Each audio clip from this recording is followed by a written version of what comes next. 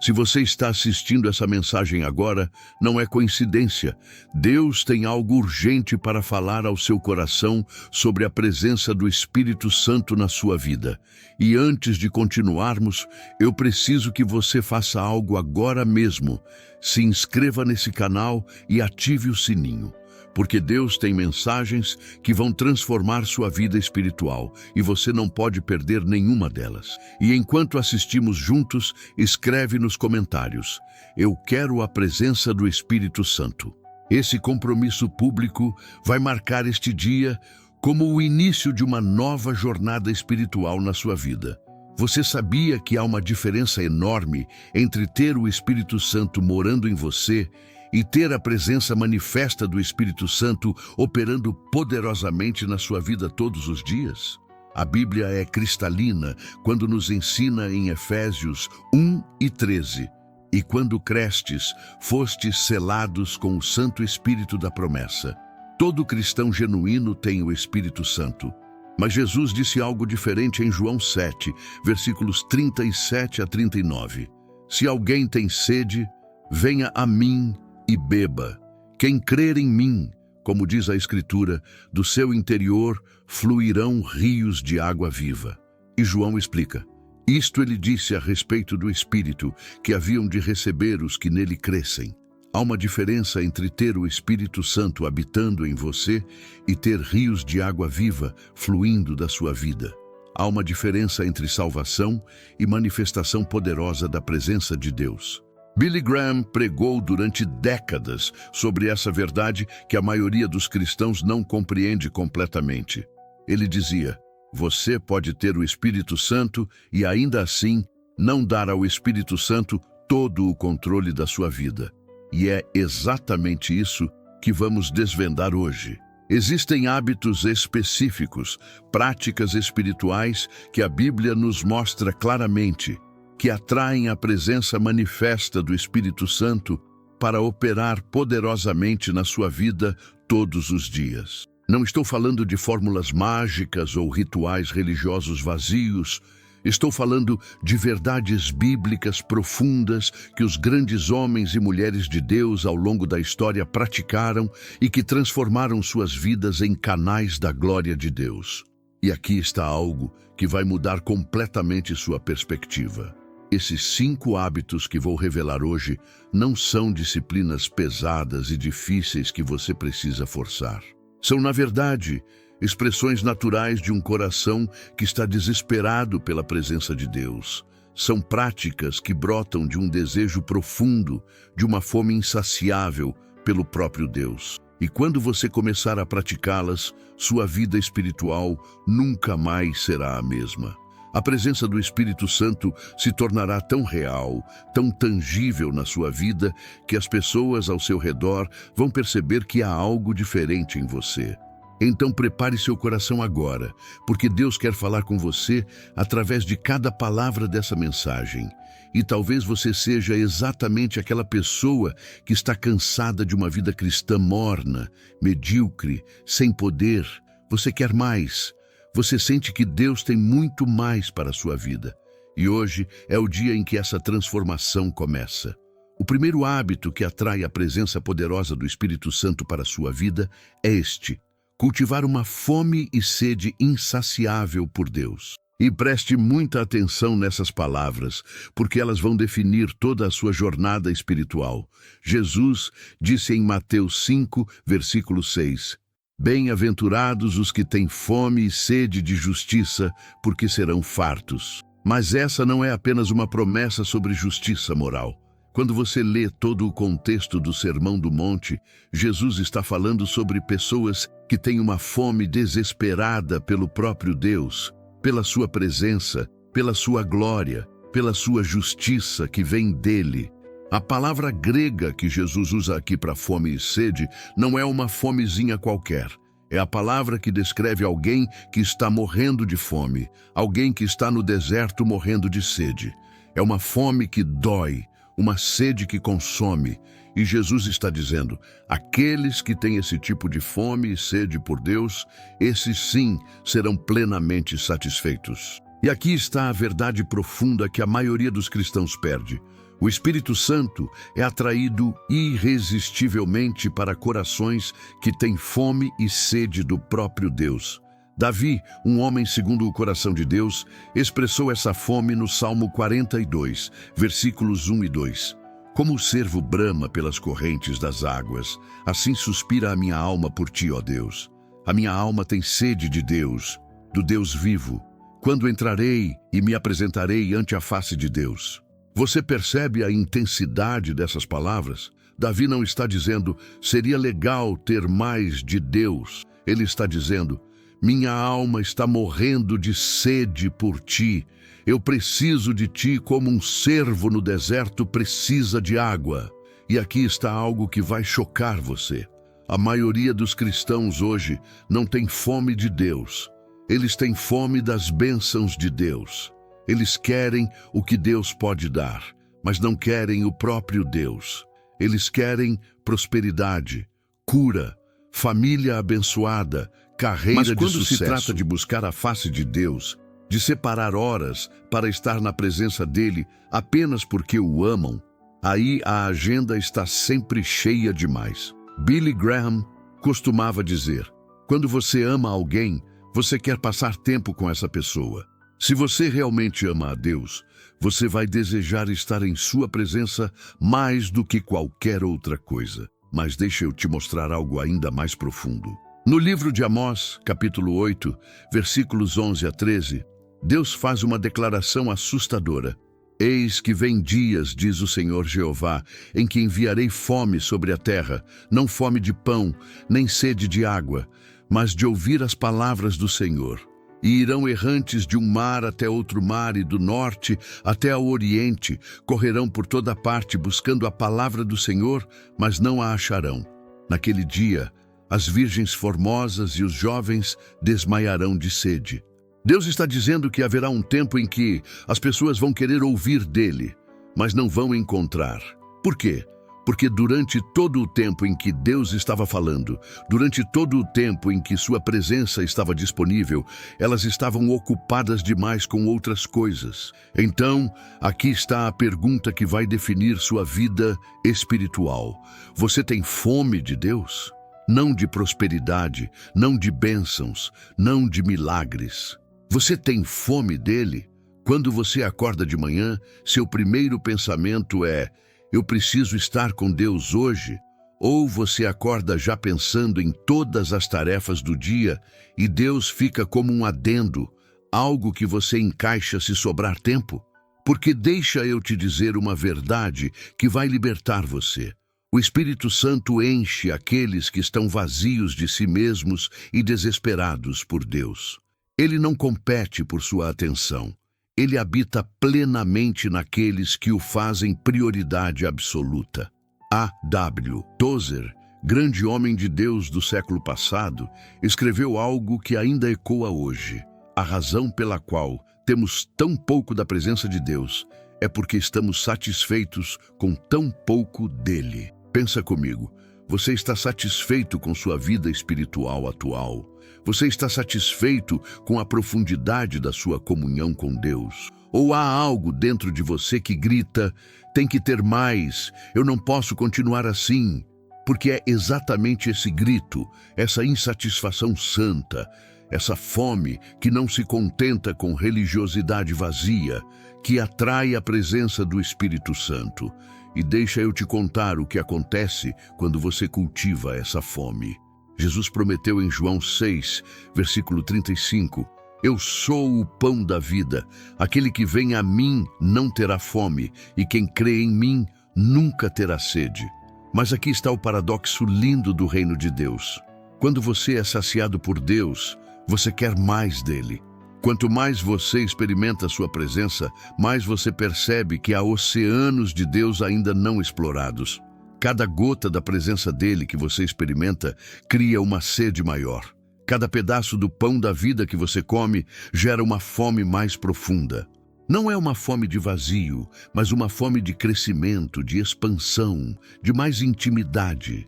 Como você cultiva essa fome? Primeiro, reconheça honestamente onde você está. Se você percebe que não tem fome de Deus, Ore como o pai do menino endemoninhado orou a Jesus. Eu creio, Senhor, ajuda a minha incredulidade. Marcos 9, versículo 24. Ore, Senhor, eu não tenho a fome que deveria ter. Cria em mim essa fome. Dá-me sede de ti. Segundo, comece a jejuar regularmente, não como ritual religioso, mas como uma forma de dizer ao seu corpo: você não governa minha vida. Minha fome de Deus é maior que minha fome física. Terceiro, guarde tempo diário, inegociável, para estar com Deus. Não para fazer devocionais rápidos, mas para buscar a face dele.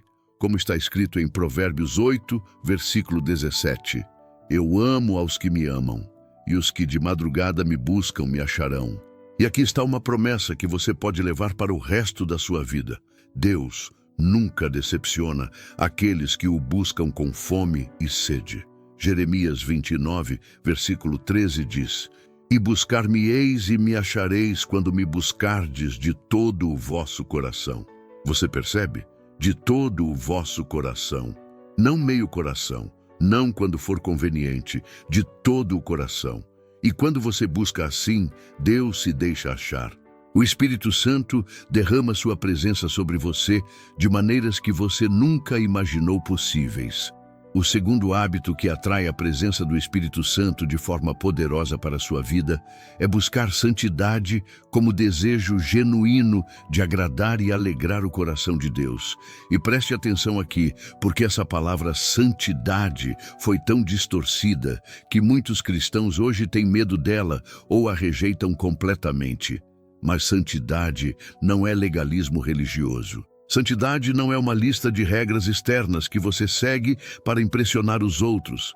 Santidade é algo muito mais profundo, muito mais lindo. Hebreus 12, versículo 14, nos dá uma instrução cristalina. Segui a paz com todos e a santificação, sem a qual ninguém verá o Senhor.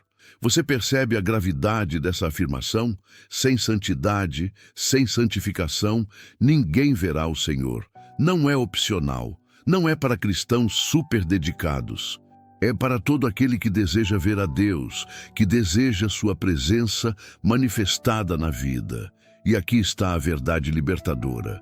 Santidade não é sobre você se esforçar para ser perfeito através da sua própria força. Santidade é você se render completamente ao Espírito Santo para que ele transforme você de dentro para fora. Paulo escreve em 1 Tessalonicenses 4, versículos 3 a 8, uma das passagens mais diretas sobre santidade em toda a Bíblia. Ele diz: porque esta é a vontade de Deus, a vossa santificação. Não é um mistério o que Deus quer de você. Ele quer sua santificação. E Paulo continua explicando exatamente o que isso significa. Fugir da prostituição, que cada um saiba possuir o seu vaso em santificação e honra, não na paixão da concupiscência, não rejeitando o ensino de Deus. E então ele diz algo poderoso no versículo 8. Portanto, quem despreza isto, não despreza ao homem, mas sim a Deus, que nos deu também o seu Espírito Santo. Você vê a conexão? Quando você rejeita a santidade, quando você escolhe viver no pecado deliberado, você não está apenas desobedecendo regras. Você está desprezando o próprio Deus que deu seu Espírito Santo para habitar em você. Billy Graham pregava constantemente sobre isso. Ele dizia: a santidade não é apenas a ausência do mal, mas a presença de Deus. E aqui está onde muitos cristãos se confundem. Eles pensam que santidade é sobre não fazer certas coisas. Não beber, não fumar, não isso, não aquilo. Mas isso é apenas o lado negativo. O lado positivo, o lado que realmente importa, é ser cheio da presença de Deus, de tal maneira que o pecado simplesmente não tem espaço, não tem atração, não tem poder sobre você mais. E aqui está algo que vai revolucionar seu entendimento. Santidade não é você tentando ser bonzinho para que Deus goste de você. Santidade é você respondendo ao amor absurdo de Deus com um desejo profundo de agradá-lo, não por medo, mas por amor. É como um filho que ama seu pai. Ele não obedece porque tem medo de apanhar. Ele obedece porque sabe que isso alegra o coração do Pai e ele ama ver o Pai feliz. 2 Coríntios 7, versículo 1, expressa isso perfeitamente. Ora, amados, pois que temos tais promessas, purifiquemo-nos de toda a imundícia da carne e do espírito, aperfeiçoando a santificação no temor de Deus. Você vê? É um processo ativo. É uma escolha diária de purificação, motivada pelo temor reverente, pelo amor profundo a Deus. Mas deixa eu ser direto com você agora, porque Deus está falando ao seu coração. Você não pode viver em pecado deliberado e esperar a plenitude da presença do Espírito Santo. Não funciona assim. O Espírito Santo é santo por natureza. Ele não habita confortavelmente onde o pecado é acariciado, onde a desobediência é justificada, onde a concupiscência é alimentada. Em Efésios 4, versículos 25 a 32, Paulo lista uma série de atitudes que entristecem o Espírito Santo: mentira, ira prolongada, roubo, palavras torpes, amargura, gritaria, blasfêmia, malícia. E no versículo 30 ele diz: e não entristeçais o Espírito Santo de Deus, no qual estáis selados para o dia da redenção. Você entende o que isso significa? Você pode entristecer o Espírito Santo. Você pode ter o Espírito habitando em você, porque está selado para o dia da redenção, mas ao mesmo tempo estar entristecendo-o com suas escolhas de pecado. E quando você entristece o Espírito Santo, você não perde sua salvação, mas você perde a manifestação poderosa da sua presença. Você perde a comunhão íntima, você perde a direção clara, você perde o poder espiritual. É como apagar o fogo do Espírito na sua vida. E Paulo também adverte em 1 Tessalonicenses 5, versículo 19: não extingais o Espírito. Então, como você busca santidade da maneira certa?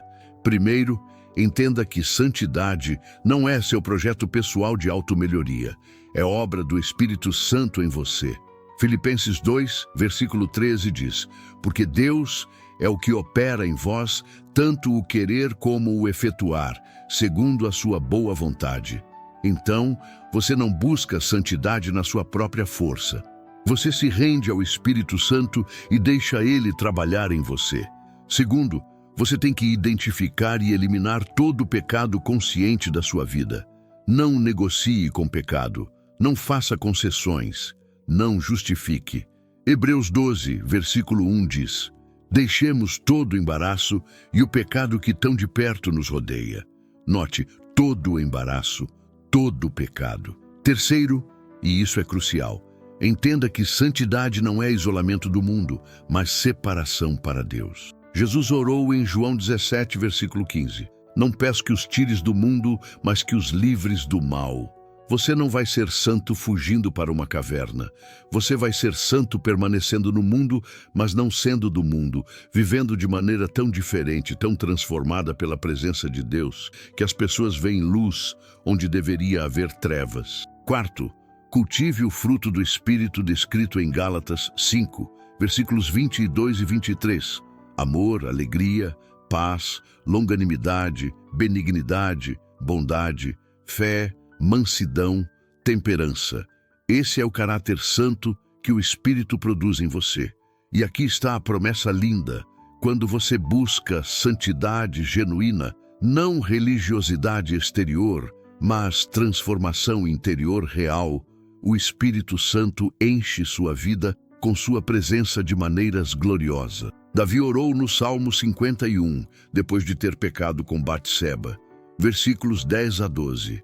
Cria em mim, ó Deus, um coração puro e renova em mim um espírito reto. Não me lances fora da tua presença e não retires de mim o teu Espírito Santo. Torna a dar-me a alegria da tua salvação e sustém-me com um espírito voluntário. Davi sabia que o pecado roubava a alegria, roubava a presença manifesta, roubava o poder espiritual. E ele clamou por restauração. Se há pecado não confessado na sua vida agora, se há áreas que você sabe que desagradam a Deus, mas você tem acomodado, este é o momento de decidir. Escreve nos comentários: eu escolho a santidade. Que esse seja seu compromisso público diante de Deus e dessa comunidade. Porque quando você escolhe santidade, quando você decide agradar o coração de Deus acima de tudo, o Espírito Santo derrama sua presença sobre você de forma transbordante. O terceiro hábito poderoso que atrai a presença do Espírito Santo é amar a Deus e aos irmãos com o amor de Cristo. E isso não é sentimental, não é preferência pessoal. É mandamento direto de Jesus e condição absoluta para a manifestação da presença de Deus na sua vida. Jesus foi cristalino em João 13, versículos 34 e 35. Um novo mandamento vos dou, que vos ameis uns aos outros, como eu vos amei a vós, que também vós uns aos outros vos ameis. Nisto todos conhecerão que sois meus discípulos, se vos amardes uns aos outros. Mas antes de falarmos sobre amar os irmãos, temos que estabelecer o fundamento: amar a Deus acima de todas as coisas. Jesus disse em Mateus 22, versículos 37 a 39, quando perguntaram qual era o maior mandamento: amarás o Senhor teu Deus de todo o teu coração e de toda a tua alma e de todo o teu pensamento. Este é o primeiro e grande mandamento. E o segundo, semelhante a este, é: amarás o teu próximo como a ti mesmo. Você vê a ordem? Primeiro Deus, depois o próximo. Não dá para inverter. Você não pode amar as pessoas verdadeiramente sem primeiro amar a Deus verdadeiramente. E aqui está algo profundo. Amar a Deus não é um sentimento que você espera aparecer. É uma escolha diária, uma decisão contínua de colocá-lo em primeiro lugar. Em Deuteronômio 6, versículos 4 a 6, Moisés transmite ao povo de Israel: ouve, Israel, o Senhor, nosso Deus, é o único Senhor. Amarás, pois, o Senhor, teu Deus, de todo o teu coração, e de toda a tua alma, e de todo o teu poder. E estas palavras que hoje te ordeno estarão no teu coração. Note que é um comando: amarás. Não é se você se sentir inspirado, ame. É você vai amar. Ponto final. Como você ama a Deus de todo o coração? Você escolhe obedecê-lo mesmo quando é difícil. Você escolhe buscá-lo mesmo quando está ocupado. Você escolhe honrá-lo mesmo quando ninguém está vendo. E Jesus conecta amor com obediência de forma inquestionável em João 14, versículos 15 e 21. Se me amardes, guardareis os meus mandamentos. Aquele que tem os meus mandamentos e os guarda, esse é o que me ama. Você percebe? Amor não é apenas emoção. Amor é ação. Amor é obediência. Você não pode dizer que ama a Deus e, ao mesmo tempo, viver em desobediência deliberada aos seus mandamentos. Seria como dizer que ama sua esposa enquanto a trai constantemente. As ações têm que confirmar as palavras. E aqui está a promessa que muda tudo. No versículo 23 do mesmo capítulo: se alguém me ama, guardará a minha palavra, e meu Pai o amará, e viremos para ele e faremos nele morada. Você vê? Quando você ama Jesus genuinamente, demonstrado através de obediência, tanto o Pai quanto Jesus fazem morada em você. E onde o Pai e o Filho estão, o Espírito Santo manifesta sua presença poderosamente. É a Trindade habitando em você de forma plena. Mas agora, vamos ao segundo, que é igualmente crucial: amar os irmãos. E aqui é onde muitos cristãos tropeçam e bloqueiam a presença do Espírito Santo nas suas vidas sem nem perceberem. 1 João 4, versículos 7 e 8 dizem: amados, amemo-nos uns aos outros, porque o amor é de Deus, e qualquer que ama é nascido de Deus e conhece a Deus. Aquele que não ama não conhece a Deus, porque Deus é amor. João está sendo direto. Se você não ama, você não conhece a Deus. Não importa quantas vezes você vai à igreja, quantos versículos você memorizou, quanto tempo você passa em oração, se não há amor pelos irmãos, há algo profundamente errado. Então João vai mais fundo nos versículos 20 e 21.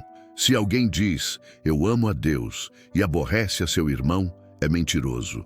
Pois quem não ama seu irmão, ao qual vê, como pode amar a Deus, a quem não vê? E dele temos este mandamento, que quem ama a Deus, ame também a seu irmão. Isso não poderia ser mais claro. Você não pode ter comunhão íntima com Deus. Você não pode ter a presença manifesta do Espírito Santo enquanto você tem ódio, amargura, ressentimento, divisão com seus irmãos em Cristo. Billy Graham pregava constantemente sobre isso. Ele dizia, o amor cristão não é apenas um sentimento agradável, é uma escolha de buscar o bem do outro mesmo quando esse outro não merece. E aqui está onde fica desafiador. Jesus não disse para amarmos apenas aqueles que nos amam, apenas aqueles que são fáceis de amar. Em Mateus 5, versículos 44 a 48, Jesus ordena, amai os vossos inimigos, bendizei os que vos maldizem, fazei bem aos que vos aborrecem e orai pelos que vos maltratam e vos perseguem. Isso vai contra toda a lógica humana.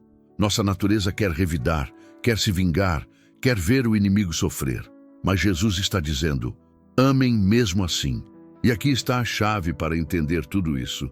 Esse tipo de amor não é produzido por você. É impossível. Nenhum ser humano consegue amar inimigos, amar pessoas difíceis, amar consistentemente na própria força. Esse amor é fruto do Espírito Santo operando em você. Romanos 5, versículo 5 diz, e a esperança não traz confusão, porquanto o amor de Deus está derramado em nosso coração pelo Espírito Santo que nos foi dado. O amor de Deus, o amor ágape, o amor incondicional, é derramado em nosso coração pelo Espírito Santo. Então, o que você precisa fazer? Primeiro, reconheça qualquer falta de amor no seu coração. Se há alguém que você não consegue perdoar, alguém com quem você está em conflito, alguém que você secretamente deseja que sofra, traga isso à luz. Confesse a Deus, Pai, eu não tenho esse amor. Eu preciso que o Espírito Santo derrame seu amor em mim. Segundo, escolha perdoar mesmo sem sentir vontade. Efésios 4, versículo 32. Antes, sede uns para com os outros benignos, misericordiosos, perdoando-vos uns aos outros, como também Deus vos perdoou em Cristo. Como Deus te perdoou? Completamente, sem você merecer. Assim você deve perdoar os outros. Terceiro, pratique amor através de ações concretas, não apenas palavras. 1 João 3, versículos 17 e 18 advertem, quem, pois, tiver bens do mundo e vendo o seu irmão necessitado, lhe cerrar o seu coração, como estará nele o amor de Deus? Meus filhinhos, não amemos de palavra nem de língua, mas por obra e em verdade. Amor é prático, é dar do seu tempo, dos seus recursos, da sua energia para abençoar outros. É servir, é sacrificar-se.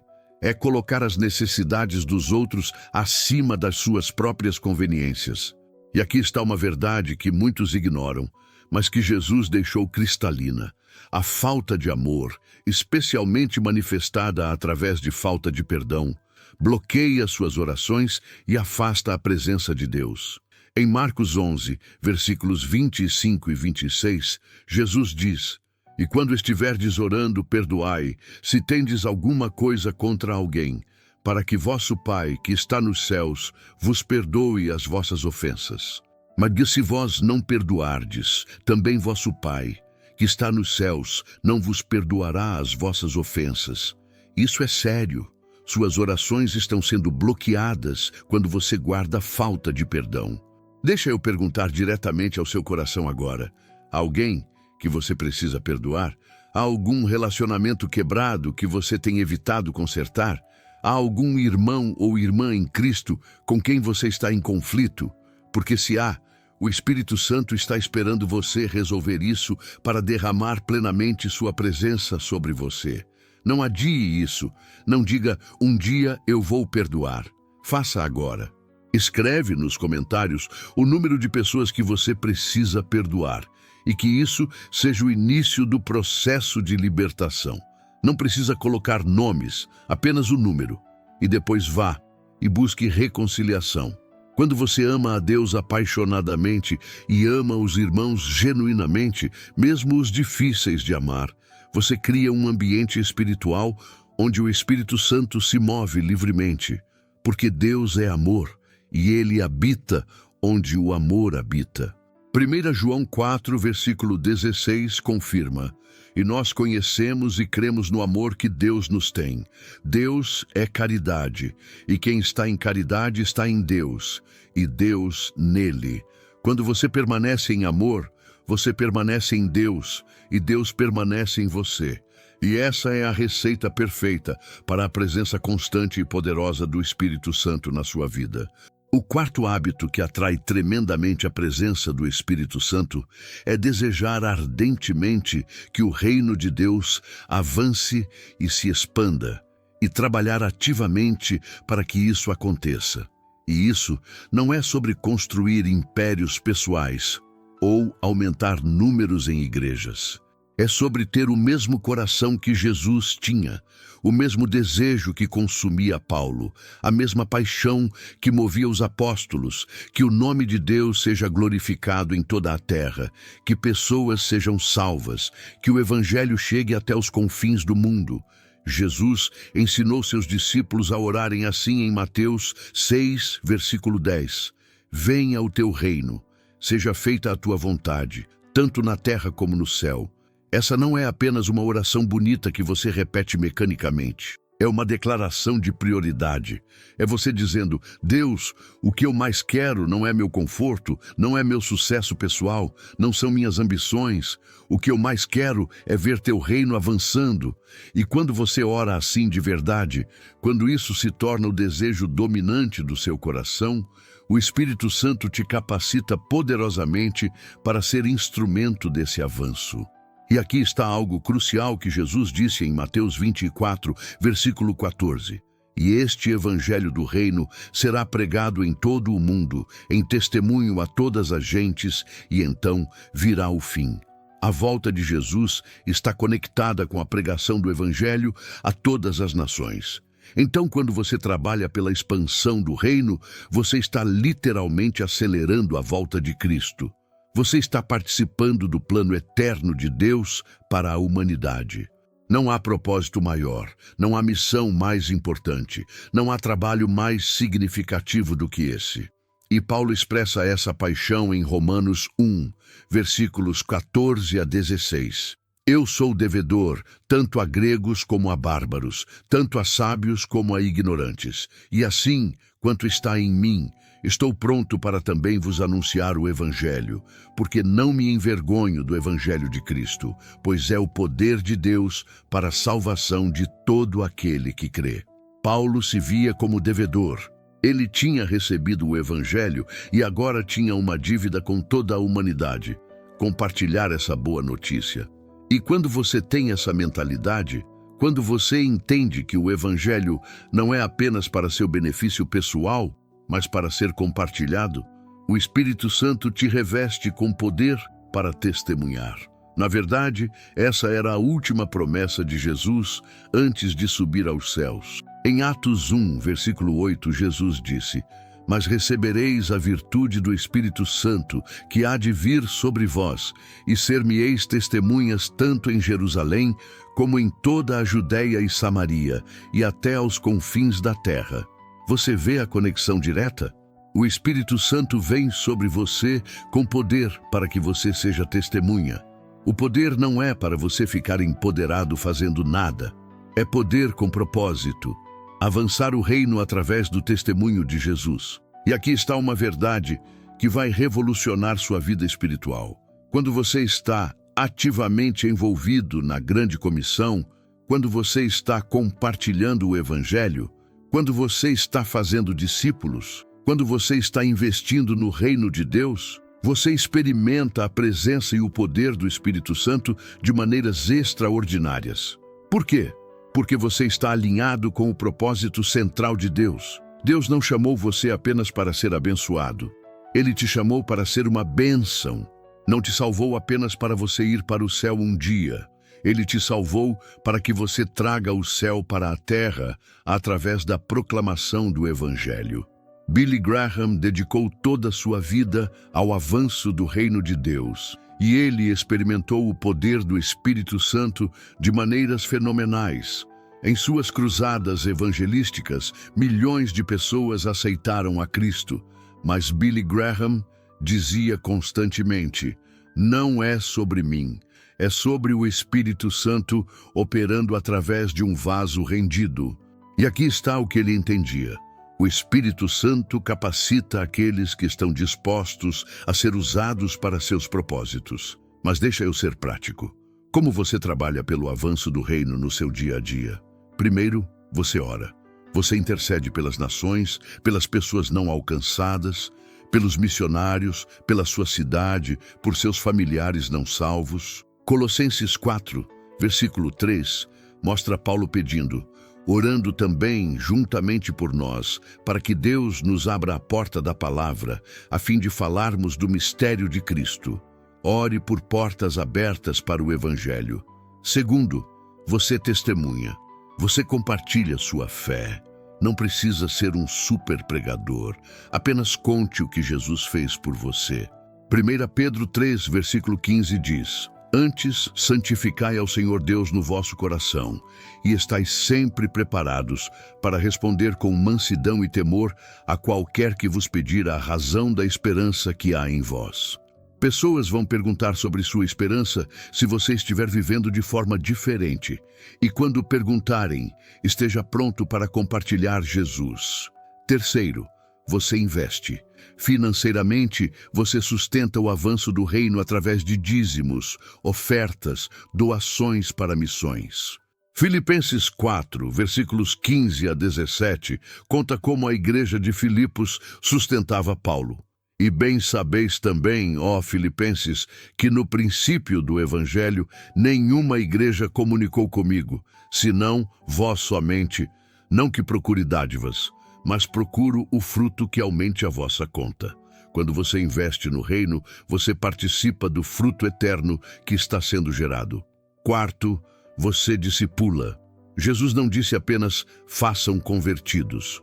Ele disse em Mateus 28, versículos 19 e 20, portanto, ide, ensinai todas as nações, batizando-as em nome do Pai e do Filho e do Espírito Santo, ensinando-as a guardar todas as coisas que eu vos tenho mandado. Fazer discípulos é ensinar outros a obedecerem tudo que Jesus mandou. É investir sua vida na vida de outros para que eles cresçam espiritualmente e também façam discípulos. E aqui está algo poderoso. 2 Coríntios 4, versículos 13 e 14 dizem: e temos, portanto, o mesmo espírito de fé, como está escrito. Cri, por isso falei.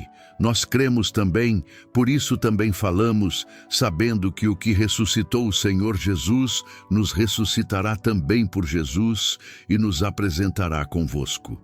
Paulo diz que ele fala porque crê. A fé verdadeira produz testemunho. Se você realmente crê que Jesus salva, que o inferno é real, que as pessoas sem Cristo estão perdidas, você não consegue ficar calado. O amor compele você a falar. Quantas pessoas você levou a Jesus no último ano? Quantas conversas sobre fé você teve? Quantas vezes você orou por oportunidades de compartilhar o Evangelho? Se a resposta é nenhuma ou muito poucas, há algo errado. Não estou te condenando. Estou te acordando, porque você está perdendo o propósito central da sua vida e, ao mesmo tempo, bloqueando uma das maiores fontes de poder e presença do Espírito Santo. Ser usado por Deus para seus propósitos eternos. E aqui está uma promessa incrível de Jesus, em João 15, versículo 16. Não me escolhestes vós a mim, mas eu vos escolhi a vós, e vos nomeei para que vades e deis fruto, e o vosso fruto permaneça, a fim de que tudo quanto em meu nome pedirdes ao Pai, Ele vos conceda. Jesus te escolheu, te nomeou para dar fruto. Fruto que permanece. E quando você está dando fruto, quando você está avançando o reino, suas orações são respondidas poderosamente, porque você está alinhado com o coração de Deus. Então decide hoje: eu vou viver não para mim, mas para o avanço do reino de Deus. Escreve nos comentários: eu sou do reino. E que esse seja o início de uma vida onde o Espírito Santo te usa poderosamente para transformar sua geração. Porque quando você vive com propósito eterno, a presença de Deus se manifesta em níveis que você nunca experimentou antes. E agora, chegamos ao quinto e último hábito, e este pode ser o mais desconfortável, mas é absolutamente crucial. Nunca resistir ao Espírito Santo quando ele te convence de pecado e te chama ao arrependimento. E isso é onde muitos cristãos bloqueiam completamente a presença de Deus nas suas vidas, sem nem perceberem. Eles sentem a convicção do Espírito Santo, sabem que precisam mudar algo, sabem que precisam abandonar determinado pecado, mas resistem, justificam, adiam, e com isso apagam o fogo do Espírito nas suas vidas. Em Atos 7, versículo 51, Estevão confronta os líderes religiosos com palavras duras. Homens de dura cerviz e incircuncisos de coração e ouvido, vós sempre resistis ao Espírito Santo. Assim, vós sois como vossos pais. Você percebe? Era possível resistir ao Espírito Santo nos dias de Estevão e continua sendo possível hoje. E quando você resiste, você fecha a porta para a manifestação plena da presença de Deus na sua vida. O Espírito Santo tem uma função específica que Jesus explicou em João 16, versículos 8 a 11. E quando ele vier, convencerá o mundo do pecado e da justiça e do juízo. Do pecado porque não creem em mim, da justiça, porque vou para meu Pai, e não me vereis mais, e do juízo, porque já o príncipe deste mundo está julgado. O Espírito Santo convence de pecado, não para te condenar, mas para te libertar. Romanos 8, versículo 1 deixa claro: portanto, agora, nenhuma condenação há para os que estão em Cristo Jesus. O Espírito não condena, mas ele convence. E há uma diferença enorme. Condenação diz: você é um fracasso, você nunca vai mudar, desista. Convicção diz: isso está errado, está te machucando, está afastando você de Deus, você precisa mudar, e Deus te dá poder para mudar.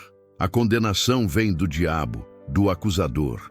A convicção vem do Espírito Santo, que te ama demais para te deixar no pecado.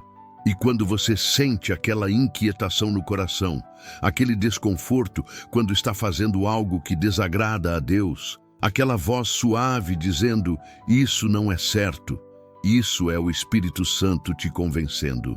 E o que você faz com essa convicção determina o nível de presença de Deus que você vai experimentar. Hebreus 3, versículos 7 e 8 advertem: portanto, como diz o Espírito Santo, se ouvirdes hoje a sua voz, não endureçais o vosso coração. Hoje, não amanhã, não quando for mais conveniente, não quando você estiver mais preparado. Hoje. E Provérbios 28, versículo 13 diz: o que encobre as suas transgressões nunca prosperará, mas o que as confessa e deixa alcançará misericórdia. Você precisa confessar, reconhecer o pecado diante de Deus e deixar, abandonar o pecado. Os dois juntos. Não adianta confessar hoje e continuar amanhã. Não adianta prometer deixar, mas nunca confessar sinceramente. E aqui está algo que Billy Graham pregava constantemente. Arrependimento verdadeiro não é apenas sentir remorso. Remorso é sentir mal pelo que você fez, mas continuar fazendo. Arrependimento é mudança de direção, é dar meia volta, é reconhecer que você estava errado, pedir perdão a Deus e, com a ajuda do Espírito Santo, seguir na direção oposta. 2 Coríntios 7, versículo 10 explica: porque a tristeza, segundo Deus, opera arrependimento para a salvação, da qual ninguém se arrepende, mas a tristeza do mundo opera a morte. Tristeza, segundo Deus, leva ao arrependimento genuíno e à mudança. Tristeza do mundo é apenas remorso que não muda nada. Judas sentiu remorso quando traiu Jesus e se enforcou. Pedro sentiu arrependimento quando negou Jesus, chorou amargamente, mas voltou e foi restaurado. Mesma situação de negação e traição, respostas completamente diferentes. Um se afundou na tristeza do mundo que leva à morte. Outro experimentou a tristeza segundo Deus, que levou ao arrependimento e à restauração poderosa. E aqui está algo que você precisa entender profundamente. O Espírito Santo não vai forçar você a se arrepender. Ele vai te convencer, vai te mostrar o pecado, vai te dar oportunidades, mas a decisão final é sua. Você pode resistir, você pode endurecer seu coração, você pode apagar a convicção. E quanto mais você faz isso, mais fácil fica fazer de novo, até que você chegue em um ponto onde seu coração está tão endurecido que você nem sente mais convicção. Isso é perigosíssimo. Hebreus 12, versículos 15 a 17, conta a história de Esaú, que buscou com lágrimas receber de volta a bênção que havia vendido, mas não achou lugar de arrependimento. Não porque Deus não quisesse perdoar, mas porque Esaú tinha endurecido tanto seu coração que, mesmo querendo mudar, mesmo chorando, não conseguiu genuinamente se arrepender. Não deixe isso acontecer com você. Quando o Espírito Santo te convencer, responda imediatamente. Não endureça seu coração. E como você responde à convicção do Espírito Santo da maneira certa? Primeiro, reconheça o pecado especificamente. Não faça confissões genéricas tipo, Senhor, perdoa meus pecados. Seja específico. Senhor, eu menti para minha esposa sobre aquilo. Eu pequei. Eu estava errado, me perdoa. Salmo 32, versículo 5. Confessei-te o meu pecado e a minha maldade não encobri. Dizia eu, confessarei ao Senhor as minhas transgressões, e tu perdoaste a maldade do meu pecado. Segundo, abandone o pecado imediatamente. Não demore, não procrastine, não negocie. Se o Espírito Santo te convenceu de que aquele relacionamento está errado, termine hoje. Se te convenceu de que aquele vício está te destruindo, busque ajuda agora. Se te convenceu de que você precisa perdoar alguém, perdoe hoje. Não dê espaço para o inimigo trabalhar. Efésios 4, versículo 27 adverte: não deis lugar ao diabo. Todo dia que você adia obedecer à convicção é um dia que você dá lugar ao diabo operar. Terceiro, restitua quando necessário. Se você roubou, devolva. Se você mentiu, corrija a mentira. Se você machucou alguém, peça perdão. Zaqueu, quando se converteu, disse em Lucas 19, versículo 8, Senhor, eis que eu dou aos pobres metade dos meus bens. E se em alguma coisa tenho defraudado alguém, o restituo quadruplicado. Esse é arrependimento genuíno que produz frutos. E Jesus respondeu, hoje veio a salvação a esta casa. Quarto, peça a ajuda do próprio Espírito Santo para mudar. Você não consegue vencer o pecado na sua própria força. Gálatas 5, versículo 16. Andai em espírito e não cumprireis a concupiscência da carne. Quando você anda no espírito, quando você depende dele, quando você se rende a ele, ele te dá poder para vencer. Você morre para seus desejos carnais e vive segundo os desejos do espírito. Quinto, seja transparente e preste contas. Tiago 5, versículo 16 diz: confessai as vossas culpas uns aos outros e orai uns pelos outros para que sareis. Tenha pessoas em quem você confia, pessoas maduras espiritualmente, para quem você pode confessar suas lutas e que vão orar por você e te ajudar a permanecer firme. Não tente lutar sozinho. Provérbios 18, versículo 1. Busca o seu próprio desejo aquele que se isola, ele se insurge contra toda sabedoria. E aqui está a promessa maravilhosa. Quando você não resiste ao Espírito Santo, quando você responde rapidamente à sua convicção, quando você se arrepende genuinamente, você experimenta liberdade e poder espiritual que você nunca imaginou possível. 1 João 1, versículo 9 garante: Se confessarmos os nossos pecados, Ele é fiel e justo para nos perdoar os pecados e nos purificar de toda injustiça. Não apenas perdão, mas purificação. O Espírito Santo não apenas perdoa, Ele limpa, Ele restaura, Ele renova. E quando você vive em arrependimento contínuo, não porque você está sempre pecando deliberadamente, mas porque você é rápido em reconhecer quando tropeça e se levantar imediatamente, você mantém a comunhão íntima com o Espírito Santo. É como manter um canal limpo por onde a água da vida flui constantemente. Quando você permite que o pecado se acumule, que a convicção seja ignorada, você entope esse canal. Mas quando você responde rapidamente, confessa, se arrepende e muda, você mantém o canal aberto e a presença de Deus flui poderosamente através de você. Então deixa eu fazer uma pergunta direta ao seu coração agora. O Espírito Santo está te convencendo de algo neste momento? Há algo na sua vida que você sabe que precisa mudar? Há algum pecado que você tem acariciado, justificado, escondido? Há alguma atitude que você sabe que desagrada a Deus, mas você tem resistido em abandonar? Este é o momento de decidir. Não endureça seu coração. Não resista mais. Responda à convicção do Espírito agora. Escreve nos comentários: eu me arrependo. Que esse seja seu compromisso público de não mais resistir ao Espírito Santo. E depois de escrever, vá e faça o que ele está te mostrando que você precisa fazer. Termine aquele relacionamento errado. Peça perdão àquela pessoa. Abandone aquele vício. Restitua o que foi roubado. Seja específico, seja radical, seja obediente e veja como a presença do Espírito Santo vai se manifestar poderosamente na sua vida de maneiras que você nunca experimentou antes. Agora, depois de tudo que vimos, de todos esses 5 hábitos poderosos que atraem a presença do Espírito Santo, chegou o momento de você tomar uma decisão. Porque conhecimento sem aplicação não muda nada.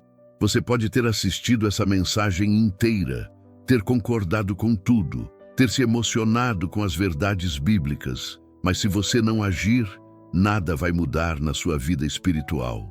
E eu não quero isso para você. Deus não quer isso para você. Então vamos recapitular rapidamente os 5 hábitos. Primeiro, cultivar fome e sede insaciável por Deus, desejando a Ele mais do que as suas bênçãos. Segundo, buscar santidade genuína como forma de alegrar o coração de Deus, não como religiosidade exterior, mas como transformação interior pelo Espírito. Terceiro, amar a Deus de todo o coração e amar os irmãos genuinamente, incluindo perdão e reconciliação. Quarto, desejar ardentemente o avanço do reino de Deus e trabalhar ativamente para isso através de testemunho, intercessão, investimento e discipulado. Quinto, nunca resistir ao Espírito Santo quando ele te convencer de pecado, mas responder rapidamente com arrependimento genuíno e mudança de vida. Esses não são 5 passos mágicos que você segue mecanicamente. São expressões de um coração que está desesperado pela presença de Deus, que está rendido ao Espírito Santo, que escolheu viver não para si mesmo, mas para a glória de Deus. E quando você começa a viver assim, quando esses hábitos se tornam parte natural da sua vida diária, você experimenta a presença do Espírito Santo de maneiras que vão muito além do que você pode imaginar. Jesus prometeu em João 14, versículo 26, mas aquele Consolador, o Espírito Santo, que o Pai enviará em meu nome, vos ensinará todas as coisas e vos fará lembrar de tudo quanto vos tenho dito. O Espírito Santo quer ser seu professor, seu guia, seu consolador, seu capacitador, mas ele não força sua presença sobre você. Ele espera ser convidado, ser desejado, ser priorizado. E quando você faz isso, quando você cria espaço para Ele através desses 5 hábitos, Ele enche sua vida de tal maneira que você se torna um testemunho vivo do poder de Deus. Billy Graham costumava dizer no final de suas pregações: a decisão mais importante da sua vida não é apenas aceitar Jesus como Salvador, mas rendê-lo como Senhor de cada área da sua vida. E hoje você tem a oportunidade de fazer isso, de entregar totalmente ao Espírito Santo o controle da sua vida, de parar de resistir, de parar de negociar, de parar de viver uma vida cristã morna e sem poder, e começar a experimentar a plenitude da presença de Deus todos os dias. Então vamos orar juntos agora. E se você está assistindo, não seja apenas um espectador passivo. Participe dessa oração. Abra seu coração, levante suas mãos se estiver sozinho, feche seus olhos e ore comigo de todo o seu coração. Pai Celestial, eu venho diante da Tua presença agora reconhecendo que tenho vivido muito abaixo daquilo que Tu tens para mim. Reconheço que tenho me contentado com migalhas quando Tu ofereces um banquete. Tenho me contentado com gotas quando Tu ofereces rios de água viva. Senhor, hoje eu escolho mudar. Eu escolho cultivar fome e sede por Ti. Não apenas pelas Tuas bênçãos, mas por Ti mesmo. Cria em mim, ó Deus, um coração que deseja a Ti acima de todas as coisas. Senhor, eu escolho a santidade, não religiosidade exterior, mas transformação interior real. Eu confesso que tenho áreas da minha vida que não Te agradam, pecados que tenho escondido, atitudes que tenho justificado. Eu trago tudo à luz agora. Perdoa-me, Senhor, e pelo poder do Teu Espírito Santo, transforma-me. Faz de mim alguém que realmente Te agrada e alegra o Teu coração. Pai, eu escolho amar a Ti de todo o meu coração, alma, mente e forças. E amar meus irmãos genuinamente, mesmo os difíceis de amar. Eu perdoo agora todos aqueles que me machucaram. Eu libero todo ressentimento, toda amargura, toda mágoa, e buscarei reconciliação onde há relacionamentos quebrados. Enche-me com Teu amor ágape, Senhor. Deus, eu quero que Teu reino avance. Não quero viver para mim mesmo. Quero ser usado por Ti para Teus propósitos eternos. Abre meus olhos para ver as oportunidades de testemunhar. Abre minha boca para proclamar o Evangelho. Usa-me como instrumento de salvação para aqueles ao meu redor. E capacita-me com Teu Espírito Santo para fazer discípulos. E Pai, eu me comprometo hoje a nunca mais resistir à convicção do Teu Espírito Santo. Quando Tu me mostrares pecado, eu vou confessar e abandonar imediatamente. Quando Tu me chamares ao arrependimento, eu vou responder. Quando Tu me deres instruções, eu vou obedecer. Não quero mais entristecer o Teu Espírito. Não quero mais apagar o Teu fogo na minha vida. Espírito Santo, vem, enche-me agora. Toma controle total da minha vida. Não deixa nenhuma área sem Tua presença. Eu me rendo completamente a Ti. Manifesta a Tua presença e Teu poder na minha vida de tal maneira que as pessoas ao meu redor vejam que há algo diferente em mim. Que elas vejam Jesus através de mim. Que a minha vida seja um testemunho vivo do Teu poder transformador. Eu oro tudo isso em nome de Jesus, o Filho de Deus, que morreu na cruz pelos meus pecados, ressuscitou ao terceiro dia e está vivo para sempre. É nele que eu confio. É por Ele que eu vivo. É para Ele que eu existo. Amém. Se você orou essa oração de coração sincero, algo mudou no mundo espiritual agora. O Espírito Santo está respondendo ao seu clamor. E agora você precisa agir de acordo com o que você orou. Não espere sentir algo primeiro. Comece a praticar esses 5 hábitos e os sentimentos virão. A presença de Deus se manifestará, o poder virá, a transformação acontecerá. E eu preciso te pedir algo importante agora. Compartilhe essa mensagem urgentemente com alguém que Deus colocou no teu coração. Pode ser um familiar, um amigo, alguém da igreja, alguém que você sabe que precisa ouvir isso. Deus pode estar usando você como instrumento para transformar a vida espiritual dessa pessoa. Não guarde essa mensagem só para você. O Evangelho, as verdades do reino, são para serem compartilhadas. E escreve nos comentários qual desses 5 hábitos impactou mais você. Qual é o hábito que você mais precisa desenvolver? Essa interação nos comentários não é apenas para o algoritmo do YouTube. É para você criar compromisso público, para você marcar esse momento de decisão, para você se lembrar depois que hoje você escolheu mudar. E se você ainda não é inscrito nesse canal, se inscreve agora e ativa o sininho, porque Deus tem muito mais verdades bíblicas profundas, muito mais mensagens que vão transformar sua vida espiritual e você não pode perder nenhuma delas. Estamos aqui não para entretenimento, mas para formação espiritual profunda, baseada na Palavra de Deus.